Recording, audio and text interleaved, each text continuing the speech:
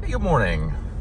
So we've got 5:41 in the morning, and I thought I'd do a quick headlight review of the 2022 Powerboost.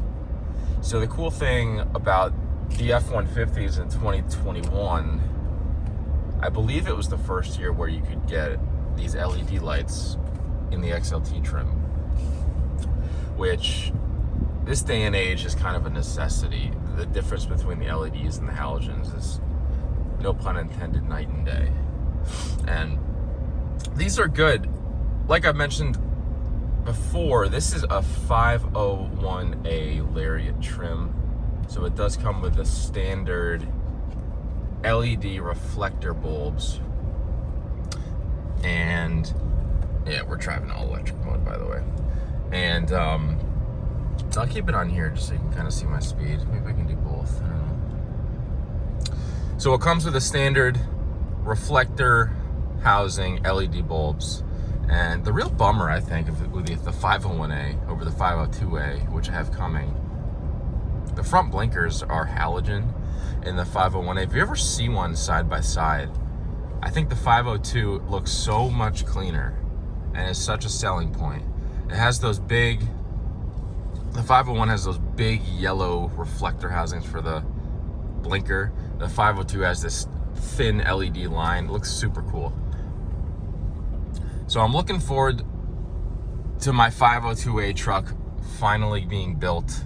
I have a build week of the September 16th. So if it's anything like this truck, which I ordered in January and I got May, it was just about 5 months build time. It had been built, if you guys haven't ordered one, and look at these headlights, by the way. These headlights are great. So if you get a better view of that. So those are low beams, great cutoff.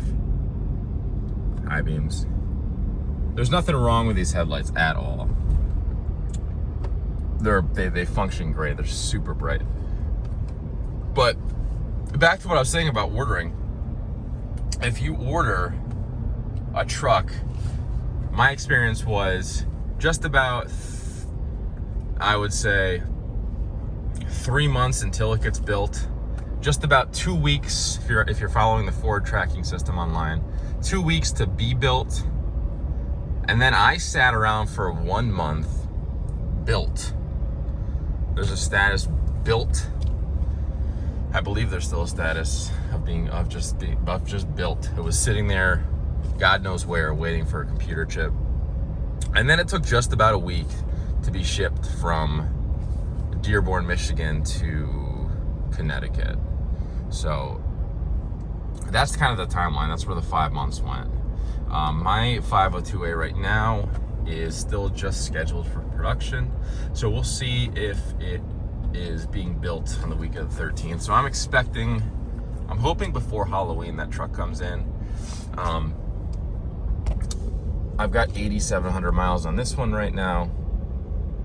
I'm hoping to keep it below 10. I probably won't, just for trading value. As far as value goes, this truck, I got the 360 camera on it, which is a huge thing for me. I love this. Oh, we can't use it while we're driving. You can use the rear view camera, which, guys, I don't know if anyone else thinks this, but this camera is such bad quality. This is the worst quality camera I've ever seen. The rest of the cameras on the truck are great, but for some reason the bed view camera is horrendous. And you can see my tonneau cover. That's a Ford brand tonneau cover. I would recommend spending the money on a nice one. It's so nice compared to these other ones. I think Backflip is another one that makes a good brand, but don't buy one of these $200 hard covers. It's just terrible and they look awful. So yeah, as far as value goes, I got the 360 camera. I do get the 7.2 kilowatt generator. I got the FX4 package, 501A.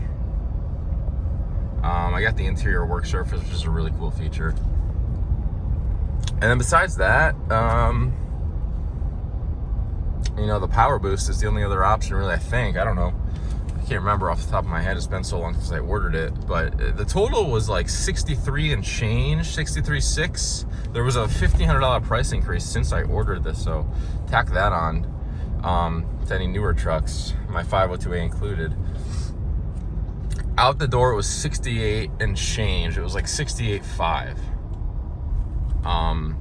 And Ford did offer 68.5 with like $4,700 in sales tax. In Connecticut, we have a luxury sales tax on any vehicle over $50,000, which is insane.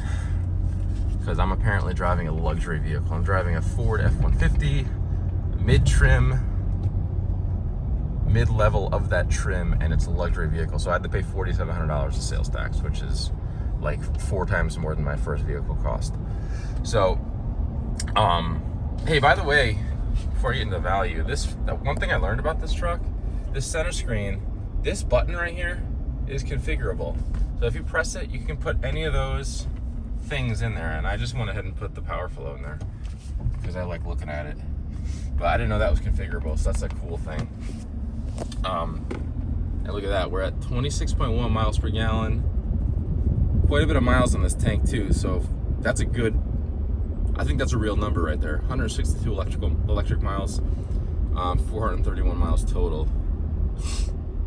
And when you start thinking about Jesus, I've been driving for 15 and a half hours. That's a lot of time I spent in a vehicle. So I'm glad I bought something that's comfortable. But yeah, this truck was 68 grand out the door, tax, titles, reg, all that. Ford did offer 0% financing for 60 months or a $1,500 credit. I paid cash for it, and I just took the $1,500 credit. So, I guess you can do the financing thing if you want. I don't know. Trading up to the 502A, which will have the Bang & Olufsen Unleash system. It'll have a few other goodies. The 502A comes with heated side view mirrors. I think it comes with side markers, like blinkers on the mirrors. It also comes with heated windshield wipers, the adaptive LED leveling, bending headlights, which are super cool, like I was talking about before. It comes with rear heated seats, heated steering wheel, and it also has a charging pad, wireless charging pad down there. And I think that's just about it for the 502A, but you know, that's a good amount of stuff for the 502A package. One thing I'm not sure, I think it's gonna come with chrome caps on the mirrors, which I'm gonna change out if it does. I don't know why the 502A comes with that, but I'm thinking in Atlas Blue it doesn't, because you can't even get a chrome package with Atlas Blue. So I'm hoping on my truck it doesn't come with that, but that was one of the options I noticed. But that truck altogether was just about 70 or 71. So I'm hoping to get like 63 trade on this one when I do trade it in.